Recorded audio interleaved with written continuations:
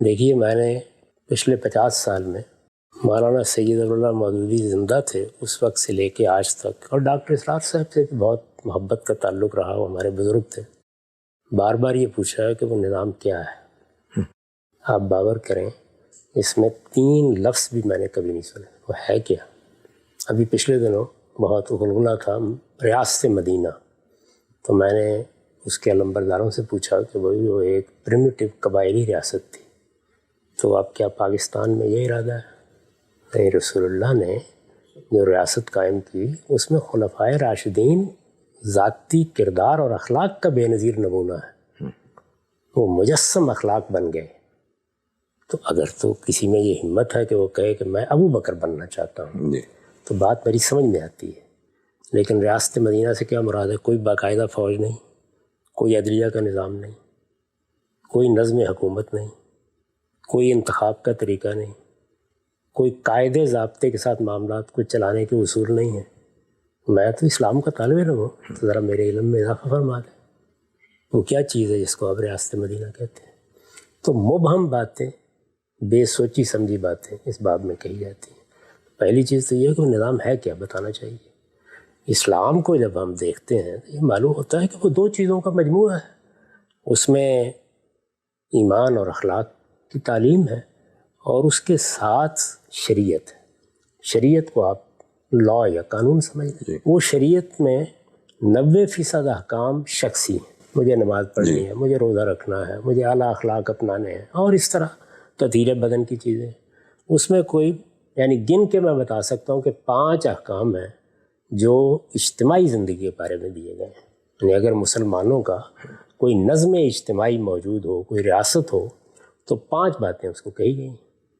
وہ 5 باتیں آپ پہ لازم ہیں، ان کو آپ نے ہر حال میں اختیار کرنا ہے۔ ان کے لیے بھی صحیح لفظ اختیار کرنا ہے، عمل پیرا ہونا ہے، کیونکہ ان 5 باتوں میں کوئی ایک چیز بھی ایسی نہیں جو آپ کو یہ حق دے رہی ہو کہ آپ دوسروں پر اسے ٹھوسیں۔ یعنی نافذ کرنے والی کوئی چیز نہیں۔ نافذ کرنا تو ایک بے معنی لفظ ہے، یعنی شخصی معاملات میں آپ خدا اور بندے کے درمیان حائل نہیں ہو سکتے۔ اس میں آپ نصیحت کریں، آپ کو جمعہ کا ممبر دیا گیا ہے حکومت کو، اور وہ اسلام نے دیا ہے، وہ تو آپ کو ہمت نہیں ہے کہ آپ لے لیں مولویوں سے، تو آپ وہاں کھڑے ہوں، آپ نے جو نصیحت کرنی ہے کریں، لیکن شخصی معاملات میں آپ کسی شخص کے خلاف کوئی قانونی کارروائی نہیں کر سکتے، اور نہ یہ باتیں کر سکتے ہیں کہ کسی کی ہمت کیوں ہو۔ یہ ہمت رسول اللہ کے زمانے میں ہوئی ہے لوگوں کو، اور آپ نے کبھی ایسا کوئی کام نہیں کیا۔ جو معاملات ریاست سے متعلق ہیں وہ بالکل طے ہے، میں نے جیسے عرض کیا کہ میں انگلیوں پہ گن کے بتا سکتا ہوں آپ کو کہ یہ معاملات ہیں، ان کا شعور بھی نہیں ہے، یعنی جو ہے ان کا شعور ہی نہیں ہے۔ اور یہ شعور کی بات میں صرف آپ کے حکمرانوں کے لیے نہیں کر رہا، مذہبی جماعتوں کو بھی نہیں، بلکہ اس کے بالکل برخلاف کھڑے ہیں۔ ہمت ہے کسی میں کہ وہ علماء سے یہ کہے کہ یہ جتنے جمعے کے ممبر ہیں یہ حکمرانوں کے ساتھ اسلام میں خاص ہے۔ ہائی ٹریزن ہے اگر کوئی عالم اس پہ کھڑا ہو جائے۔ مسلمانوں کی تاریخ میں کسی بڑے عالم کا نام بتائیے اس نے جمعہ کا خطبہ دیا ہوگا۔ ابو حنیفہ نے دیا، شافعی نے دیے، مالک نے دیے، غزالی نے دیے، بتا دیں۔ آپ کھڑے ہو کے ہمت ہے کہیں علماء سے؟ تو جو اسلام کا قانون ہے فی الواقع اجتماع سے متعلق، اس کو تو بیان کرنے کی بھی کسی میں ہمت نہیں ہے۔ تو یہ ایسی باتیں جو کہی جا رہی ہیں، کوئی حقیقت نہیں ہے۔ مسلمانوں کو اپنے دین کو سمجھنا چاہیے۔ میں نے ابھی عرض کیا تھا کہ ہم علم کے بحران میں بھی مبتلا ہیں اور اخلاق کے بحران میں بھی۔ وہ علم کا بحران یہی ہے، یعنی نہ اپنے مذہب سے واقف ہیں، نہ اس کی تعلیمات سے واقف ہیں، اور اس میں بس توہمات ہیں جن میں زندگی بسر کر رہے ہیں۔ 100 سال تک ہم نے عورتوں کو سعودی عرب میں اسلام کے نام پر ڈرائیونگ نہیں کرنے دی، اب نئی وحی آ گئی، کس نے اجازت دے دیا اور پہلے روکا کس نے ہوا تھا؟ تو احمقانہ باتیں۔ افغانستان میں ہم عورتوں کی تعلیم روک کے بیٹھے ہوئے ہیں، وہ تعلیم جس کے بارے میں ہمارے پیغمبر نے جنگوں میں بھی فائدہ اٹھانے سے گریز نہیں کیا۔ جنگ بدر کے قیدیوں کے ساتھ جو معاملہ کیا گیا تھا وہ کوئی دین پڑھانے کے لیے نہیں کیا گیا تھا، تعلیم کے لیے کیا گیا تھا، دنیاوی تعلیم۔ تو کیا کر رہے ہیں؟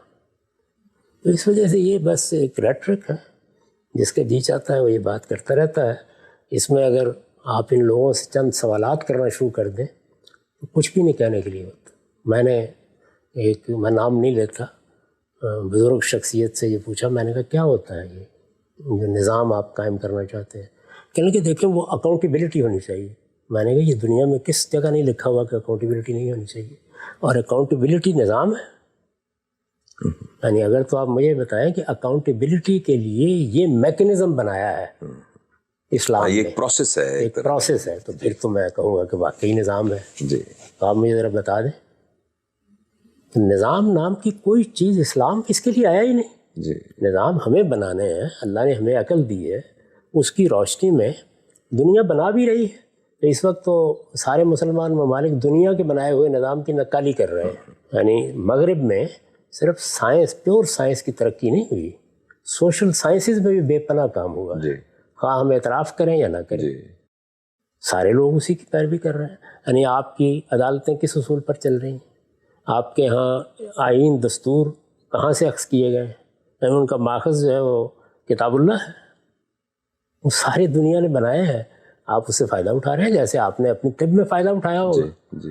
یعنی وہاں جو علم آپ کو تھا اور جس کے تحت آپ سرجری کرتے ہوں گے وہ آپ نے آخر مغربی دنیا ہی سے حاصل کیا. یعنی اس کی ساری ڈیولپمنٹ، اس کا ارتقا وہیں ہوا ہے. اور یہ بالکل ہی بیوقوفی کی باتیں ہیں جو ہم کرتے رہتے ہیں. اس کا میرے پاس کوئی علاج نہیں ہے سوائے اس کے کہ خون جلاتا رہے آدمی اور اپنی بات کرتا رہے.